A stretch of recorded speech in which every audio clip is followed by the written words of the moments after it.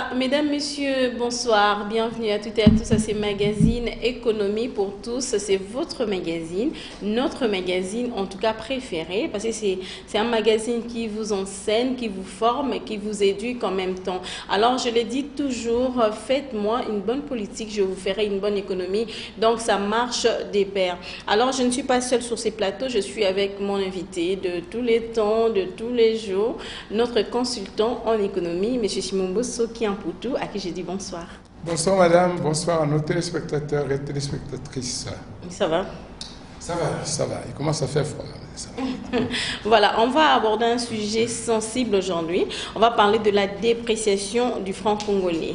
Notre franc congolais, on dit que c'est le symbole de l'unité, et l'emboyabosomi, même d'une nation, d'un pays, la dépréciation du franc congolais. Alors, on est à Kinshasa, nous sommes tous des Kinois et nous vivons cela.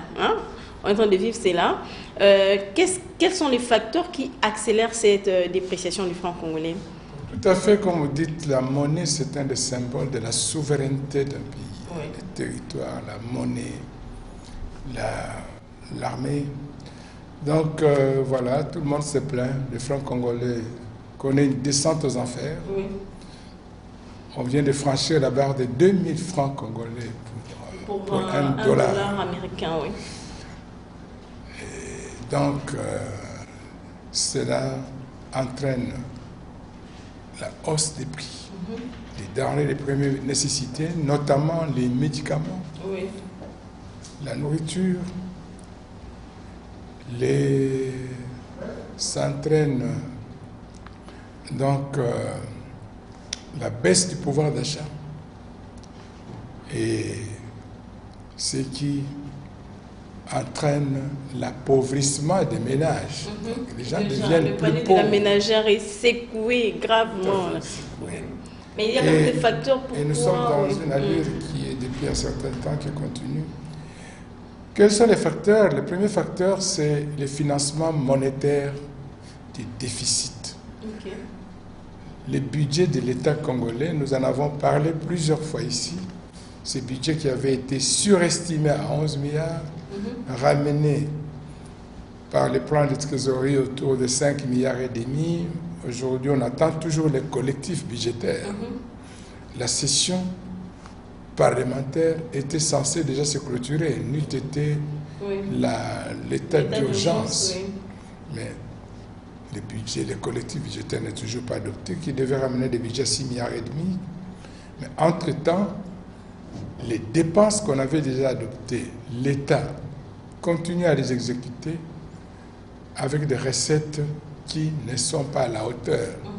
Déjà avant le Covid-19, les recettes n'étaient pas suffisamment bien mobilisées et avec le Covid, la situation s'est aggravée parce que les entreprises, beaucoup d'entreprises sont fermées au travail au ralenti. La mobilisation des recettes fiscales est au plus bas. Donc, l'État encaisse moins d'argent. Les dépenses obligatoires continuent, notamment les dépenses de salaire et les dépenses des institutions. Donc, ça, c'est le premier facteur.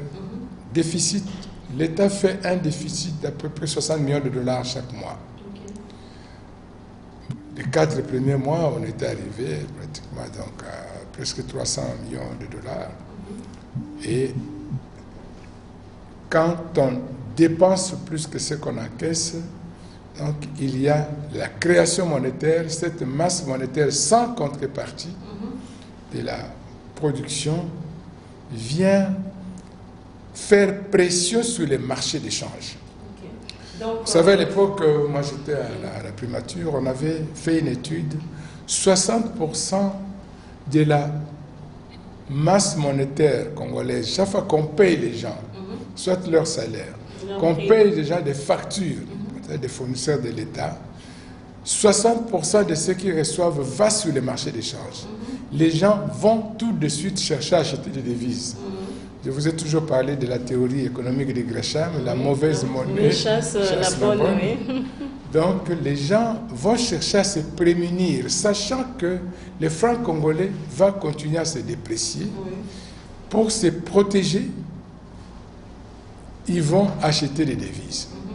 Alors, quand il y a une grande masse d'argent qui va sur les marchés d'échange, la loi de l'offre et de la demande qui joue, il n'y a pas suffisamment de devises et les taux du dollar augmentent par rapport au franc congolais qui chute. Deuxième élément, il n'y a pas suffisamment de devises. Avec le Covid, il y a eu baisse de nos recettes aussi d'exportation. Il y a le cours des minéraux qui a chuté, des matières premières, avec la Chine qui a été la première victime du Covid. Ils ont baissé leurs achats. Et nous, notre premier client de nos matières premières, c'est la Chine. La Chine, oui. Et le cuivre, les répercussions, le cuivre a connu une baisse. Aujourd'hui, depuis hier, ça commence à remonter. On est à 6 600 $ la tonne à cause des problèmes qu'il y a au Chili et en Colombie, je crois, les deux autres grands producteurs de cuivre. Maintenant, le cuivre a remonté à 6 600 $ la tonne, alors qu'il était autour de 4 800 $ depuis 2018. De 4 000 à 6 000. 2 000, c'est trop quand même. Oui. C'est une bonne augmentation, j'espère que ça va nous profiter. Okay. Mais la chute de nos matières premières, donc la baisse des recettes en devises, moins de devises, plus de dépenses en francs congolais, pression des francs congolais sur les marchés d'échange, baisse. Loi de l'offre et de la demande, il y a chute du franc congolais. Troisièmement, il y a des difficultés pour les banques commerciales à importer des dollars. Donc, à importer des dollars, des difficultés, c'est quel niveau, oui? Parce qu'eux, ils s'approvisionnent par leurs correspondants étrangers. Du fait qu'on a fermé les frontières, qu'il y a peu d'avions qui arrivent. Hein, il n'y a plus de vols réguliers, donc il y a quelques charters, des avions cargo qui viennent. Donc vous avez vu qu'à un moment donné, on ne trouvait que des billets de 20 $. 20 $, oui. Les billets de 100 étaient devenus rares. Donc les banques étaient à court de... Donc il a fallu que la Banque centrale puisse vendre aux banques commerciales à partir de ces réserves d'échange. Or, avec les déficits du budget de l'État, la ponction sur les réserves d'échange pour couvrir ces déficits, là aussi, ça baisse les réserves d'échange.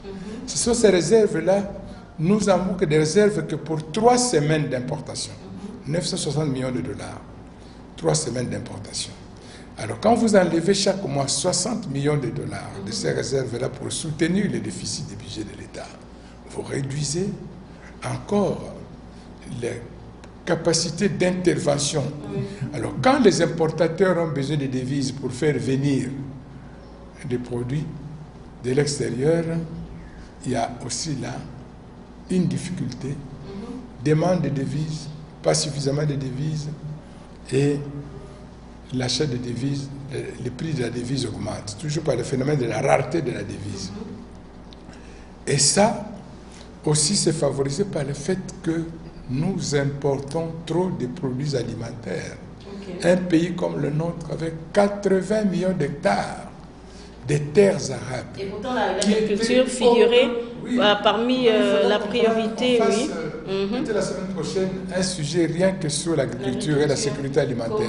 Nous importons, les gouverneurs avancent en train de dire tranquillement, 1,5 milliard et 500 millions de $ chaque année consacrés à l'importation alimentaire. Mais c'est scandaleux. C'est trop. Cet argent pouvait financer notre agriculture. Or, tout ça, ce sont des dépenses qui viennent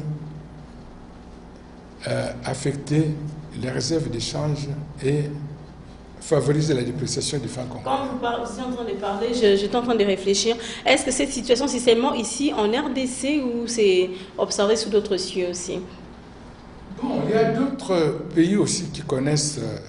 tout le monde a été affecté par le Covid. Hein.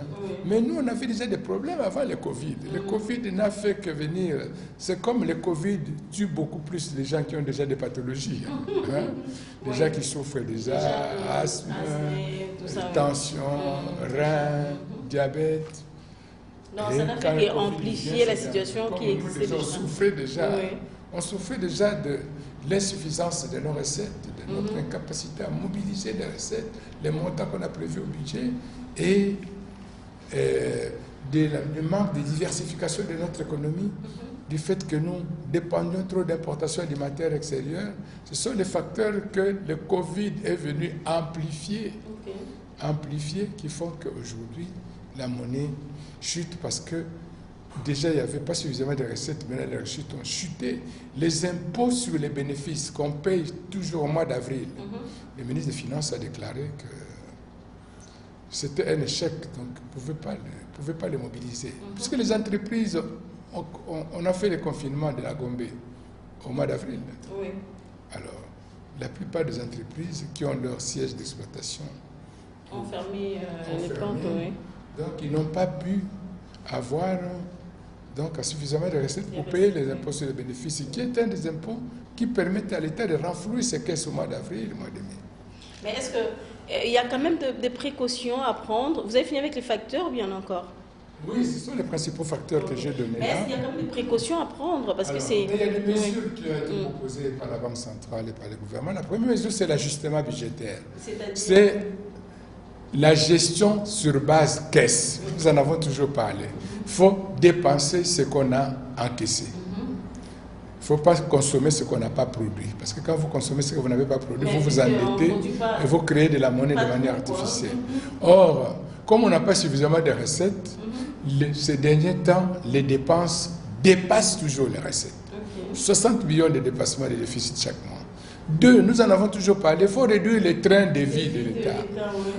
Quand on ne peut pas avoir plus de recettes, il faut réduire les dépenses. Mais il faut réduire où? Jusqu'ici, on réduit essentiellement dans les investissements. Les investissements, nous en avons besoin. Pour produire plus de l'agriculture, pour ne pas continuer à importer des croupions, des chinchards et tout ça, nous pouvons faire plus de pêche, d'élevage, produire tous les produits vivriers. La sécurité alimentaire, je l'ai toujours considérée comme la première sécurité que tout pays doit avoir. Il faut avoir des enfants qui mangent bien. Il faut avoir des militaires et des policiers qui mangent bien pour aller combattre au front. Mais des enfants bien nourris, ils peuvent bien étudier, avoir des cerveaux développés pour être des savants. Mais ventre famille, on dit, n'a point d'oreille. Donc nous avons ce combat-là. Nous avons aujourd'hui à peu près 20 millions de malnutris sur les 80 millions de Congolais. Des gens qui mangent moins en deçà des calories nécessaires pour pouvoir vivre, donc des gens qui survivent. Ce n'est pas normal. Donc ça, c'est un grand défi. Réduire les trains de vie de l'État. Or, malheureusement, nous constatons... Mais non, il faut qu'il y ait quand même la volonté de la part de nos autorités, oui. Bon, j'ai vu hier, j'ai suivi qu'on a créé de nouveaux... On fait une nouvelle ordonnance sur les réserves... Comment on appelle ça encore? Les réserves stratégiques. Les services de réserve stratégiques qui doivent faire de la production agricole. On a nommé encore des gens. Toujours des nominations. En attendant que ça puisse produire. Et ces gens sont vraiment des experts en la matière, c'est ça, oui. Pendant que déjà, on a constaté que la présidence avait un dépassement dans son budget, donc il devrait plutôt faire des efforts pour réduire le niveau de ses dépenses. Mais il faut les dépenses des institutions qui prennent presque 60%. Doivent être réduites, c'est pas normal. Mais en réduisant donc le train de vie de l'État, est-ce qu'on les dépenses nous, dans nos ménages, si vous dépensez plus que ce que vous gagnez, c'est-à-dire vous vous endettez. À un moment donné, déjà vous venez s'attrouper devant votre maison. Maman Nacha, vous commencez à vous cacher. Je ne suis pas là. Non, c'est ça. Il y a maintenant la population qui en pâtit. Les problèmes, c'est maintenant au niveau de la population. Qui doit faire cette population qui est déjà touchée par cette pandémie? Il y a les effets, comme on a dit, sur les prix. Le premier effet, c'est l'inflation. Parce que les prix sont toujours fixés dans notre pays avec la dollarisation de notre économie. Oui, c'est ça. Il faudra même les transports en commun, tout. Mais en attendant, avec la dollarisation de notre économie, tous les prix sont fixés en fonction du dollar. Alors, un carton d'impiote qui coûtait, vous voyez, peut-être 80 000 francs, vous apprenez que ça passe à 50. Si c'est fixé à l'équivalent de $50, Aujourd'hui, c'est à 100 000 francs. Oui. Alors, donc, les ménages ne se retrouvent pas. Les salaires sont payés en francs congolais. Même les gens qui fixent leur loyer pour leur maison. En dollars, et il faut alors, payer quand en vous francs avez congolais. un salaire en francs congolais, hein, par exemple, de 1 million de francs congolais, si ce salaire-là, il valait, aujourd'hui, ça vaut 500 $, alors que ça valait, il y a peu, ça valait 700 $. Alors, si vous devez payer votre loyer, vous payez 200 $.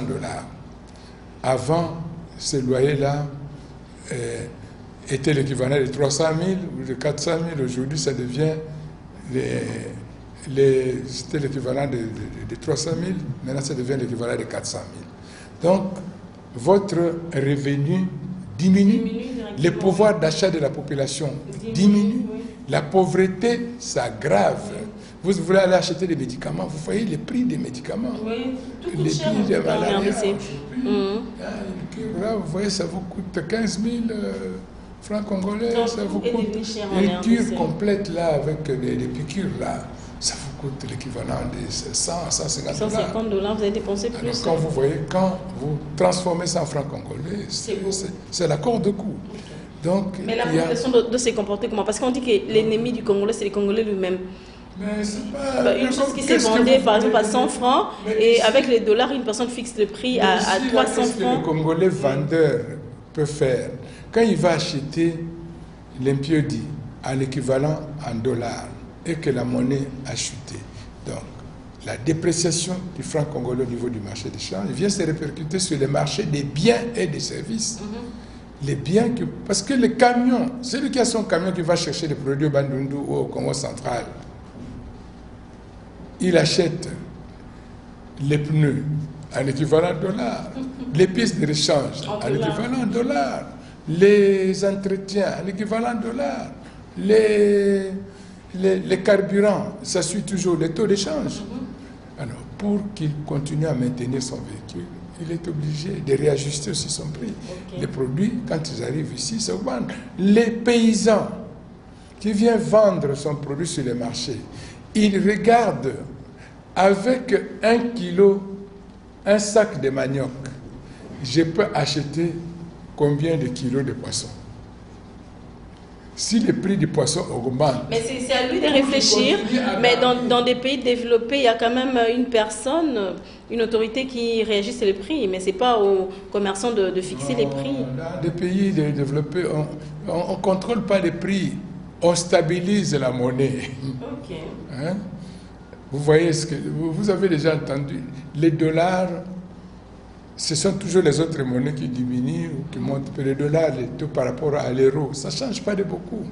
Vous avez toujours appris qu'un euro, ça vaut $1.10, $1.15, ça tourne depuis des années. Hein? Alors, quand vous voyez la Chine, sa monnaie peut flotter avec la Covid. Donc, mais quand les prix augmentent beaucoup, l'État va intervenir, soit il faut disponibiliser plus de devises. Hein? Si on avait beaucoup de devises, l'État pouvait mettre beaucoup de dollars sur le marché à un taux plus bas pour permettre et aux commerçants et aux banques d'acheter les devises là à un taux bas. Mais aujourd'hui, la Banque centrale n'a pas les moyens d'intervenir sur les marchés d'échange. Le même il n'a que des réserves que de 3 semaines. Si la Banque centrale est limitée, c'est qu'on est vraiment cuit, hein, comme qui dirait les Congolais. C'est ça. Hein? La Banque centrale n'a pas de l'argent lui-même, il gère l'argent de l'État. Si l'État n'encaisse pas suffisamment d'argent, et si l'État n'encaisse pas parce que les entreprises ne fonctionnent pas bien aujourd'hui, les entreprises ont des difficultés, les fonctionnaires de l'État sont payés en retard, tout ça, oui. Les professeurs d'université venaient d'être payés ces jours-ci. Donc maintenant, on fonctionne avec un décalage. En fait, l'État qui paye les gens les 20, quand il vient payer les 7 ou les 10, en fait, les fonctionnaires ont fait du crédit à l'État pour qu'il puisse réduire son déficit à la fin du mois de juin. En fait, c'est les fonctionnaires qui lui ont fait du crédit parce que leurs salaires n'ont pas été payés. Les fonctionnaires ont payé le mois de juin avec des recettes du mois de juillet. Alors, le mois de juillet va se reporter sur le mois d'août. Et ça va continuer comme ça. Mais jusqu'à quand va durer cette situation? Mais jusqu'à quand? Il faut d'abord, nous l'avons dit, il faut appliquer les mesures qu'on prend. Il faut d'abord que l'État donne l'exemple. L'État doit faire la politique de ses moyens. Par ces temps-ci, qui sont difficiles, il y a des choses qui ne dépendent pas de lui. La maladie est arrivée. Et aujourd'hui, l'OMS a fait un communiqué qu'il ne faut plus raisonner en termes de la fin de la pandémie. Il faut raisonner en termes de comment vivre avec la pandémie. Comment faire fonctionner son économie, ses écoles, ailleurs. Maintenant, grâce notamment à la faculté catholique qui a été pionnière dans le domaine de l'enseignement à distance, on va... j'ai suivi le secrétaire général académique des facultés catholiques de l'Université catholique au Congo qui a dit que bientôt on va sortir un décret qui va reconnaître l'enseignement à distance comme faisant partie du programme national. Donc on pourra faire passer des examens à distance, oui. On peut donner les diplômes avec les enseignements à distance, comme on le fait déjà dans d'autres pays. Donc il faut prendre des nouveaux comportements. Il faut que nous puissions, tout le monde, à commencer par la tête du leadership, donner l'exemple qu'on ne peut plus vivre comme avant. Oui. Cette situation nous amène à réfléchir, à se développer et non... Réinventer. Okay. Il faut réinventer l'État, réinventer les citoyens, réinventer l'entreprise, réinventer le fonctionnement de notre marché, le fonctionnement des acteurs politiques. Tout le monde doit comprendre qu'on est là dans une situation de vulnérabilité. On devient de plus en plus vulnérable parce que nous n'avons pas les moyens de consommer comme nous l'avons fait jusqu'ici, ce que nous n'avons pas produit. Nous devons redéfinir nos priorités, une nouvelle façon de gouverner qui tienne compte réellement de nos moyens pour freiner cette pression sur les marchés d'échange. Aligner, ajuster les dépenses sur les recettes. Tout le monde doit serrer la ceinture. Là, il faut serrer la ceinture. Période de crise, période de guerre. Oui. Mais cette crise, parce que malheureusement, aujourd'hui, on est habitué, 5% de ceux qui vivent dans ce pays détiennent presque 80% des richesses. Et 80% des richesses circulent dans les milieux urbains qui représentent 40% de la population, alors que 60, parfois jusqu'à 70% de la population vit dans les milieux ruraux. Il faut qu'on redessine cette situation. Il faut rééquilibrer, parce que le pays peut être riche, mais avec des habitants pauvres à cause des inégalités. Il faut combattre les inégalités. Comme je l'ai toujours dit, quand il y a peu dans la maison, il ne faut pas laisser les enfants les plus forts manger les plus gros morceaux et les moins forts vont manger un peu, ils vont mourir de faim. De les entraîner, c'est ça, oui. Maintenant, qu'est-ce qu'il faut pour combattre ces inégalités-là? Moi, il y a quelqu'un qui me disait, disons, dans son voisinage, il y a une maison, il y a beaucoup d'enfants. Dès qu'on fait descendre la casserole avec la nourriture, les enfants se précipitent dedans. Et après 2 minutes, tout est fini. Il y en a qui commencent à pleurer parce qu'ils n'ont pas eu le temps. Parce que comme je dirais, la vie appartient aux courageux. Ce sont eux qui entreront aux cieux. Donc, il faut qu'on arrête avec les avances monétaires de la Banque centrale. Pour diminuer la masse monétaire, parce que les avances là augmentent, la masse monétaire qui vient influencer les marchés d'échange. Plus il y a d'argent en francs congolais qui vont aller chercher à acheter des devises pour que les gens puissent se prémunir, pour garder leur pouvoir d'achat. Puisque quand ils ont des francs congolais qui chutent chaque jour, quand tu gardes une épargne en francs congolais, chaque jour, tu perds la valeur de ton pouvoir d'achat. Donc, il y a les problèmes aussi de la rétention des devises par les opérateurs économiques. À partir du moment où ils ont vu qu'ils ne pouvaient plus se réapprovisionner facilement en devises à cause notamment du confinement, au lieu d'aller verser l'argent dans les banques, ils gardaient les devises chez eux. Puis comme Mais ça, quand nous avons besoin de quelque c'est chose... un appel à ces opérateurs, alors? Oui, il faut restaurer. Maintenant, j'ai vu que le mois de juin, il y a eu des versements dans les banques qui ont quand même commencé à remonter. Donc, un problème de discipline budgétaire d'abord, un problème d'approvisionnement par l'État. Il doit vraiment, aujourd'hui, comme les cours de cuivre remontent, quand il y a des devises, au lieu de les dépenser dans des dépenses inutiles, je ne cesserai de dire qu'au lieu d'aller payer à quelqu'un 60 millions de dollars pour acheter des maisons en Turquie et venir implanter ici, aller acheter du ciment ici, du bois ici, mettre nos ingénieurs et nos enfants aller travailler. Essayer de valoriser ce que nous avons. Valoriser ce que nous avons et donner du travail aux nôtres. Parce que 1,5 milliard de dollars dépensés chaque année à importer des produits alimentaires, des croupions de dinde et autre chose pouvait servir à soutenir. J'entends le ministre de l'Agriculture n'a que 46 millions de dollars pour relancer l'économie agricole. Ça ne peut pas suffire pour un pays aussi vaste. Or, les 1,5 milliard de dollars, là, si nous prenions 1 milliard pour mettre ça dans l'agriculture, pour ne plus importer. On importait des oignons, importait des haricots, même les oignons, on a une terre fertile quand même, les haricots. C'est pas nous devons plutôt devenir des exportateurs de tous ces produits-là. Mais avec un peu de conscience, de volonté matérielle qui manque aussi, et une politique, vraiment une vision claire quand on dit que l'agriculture c'est une priorité, ça doit se traduire. Ça doit être notre cheval de bataille, mesures d'encouragement, d'encadrement, d'accompagnement et de soutien pour que cela se fasse, parce que là, nous allons gagner la première bataille, qui est celle de la sécurité alimentaire, et ça va nous permettre d'être forts. Là, une monnaie ne peut être forte qu'avec une économie forte. Merci, M. Shimon Bosso. En tout cas, on a senti votre dévouement pour la nation congolaise. Est-ce que vous pouvez rappeler votre numéro de téléphone à nos téléspectateurs? Tu sais, à mon âge, on nous a toujours dit cet héritage qu'on peut laisser, c'est tout ce qu'on a appris pour que ça puisse servir aux autres. Les 085 0151 720. 085 0151 720. Il y a un dicton que j'ai lu hier qui m'a beaucoup plu, qui disait quelque chose comme celui-ci ici, on a été intelligent et qu'on laisse derrière soi des gens beaucoup plus bêtes, alors qu'on a échoué dans l'exercice. Et il y a un arabe qui a dit quelque chose que j'ai lu aussi sur les réseaux sociaux, très intéressant. Nous ne sommes pas, nous, les Noirs, là, les Africains, plus bêtes, moins intelligents que les autres.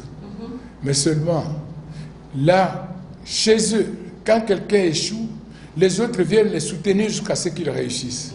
Chez nous, quand quelqu'un réussit, tout le monde vient les tirer pour qu'il puisse échouer. C'est la sorcellerie. Très bien dit, M. Shimon Bosso. En tout cas, je vous remercie. Ce sont des choses à prendre à bras les corps, mesdames et messieurs, au sérieux.